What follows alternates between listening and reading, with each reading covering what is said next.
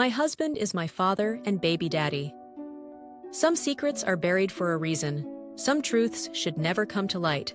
But when I uncovered the horrifying reality of my own life, there was no turning back. The perfect life, or so I thought. From the outside, my life was picture perfect. A loving husband, a baby on the way, and a home filled with warmth.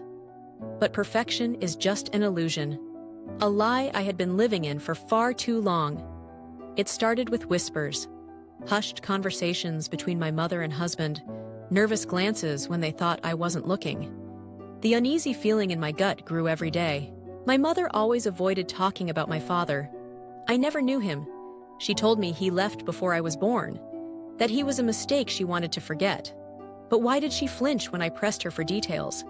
And why did my husband, the man who vowed to love me forever, know things about my childhood that I had never told him? It wasn't supposed to mean anything, a simple prenatal test to check for genetic conditions. But when the results came back, my world shattered. My husband's DNA. It wasn't just a match for our unborn child. It was a match for me. I didn't want to believe it. I couldn't believe it. But I had to know. That night, I stood in the dimly lit living room, gripping the papers in my trembling hands. "What is this?" I demanded. My husband, no, my father, went pale. My mother broke down in tears. And I knew. I had married the man who gave me life. The lies unraveled denial. It was the only thing keeping me from losing my mind. My mother claimed it was a mistake, that the test was wrong. But deep down, I already knew the truth. My whole life had been a lie. Every touch, every kiss, every whispered, "I love you," was built on a monstrous deception. Memories I had buried started clawing their way to the surface. Little moments that didn't make sense before, now painted a horrifying picture.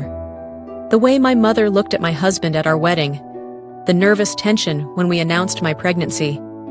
Had they known all along? I couldn't stay. I packed a bag, took my keys, and ran. But he was faster. He blocked the door, his eyes dark with something unreadable. "You can't leave," he whispered. "We are a family." Every attempt to escape was met with resistance. He manipulated me, gaslit me, made me question my own reality. "We belong together," he said.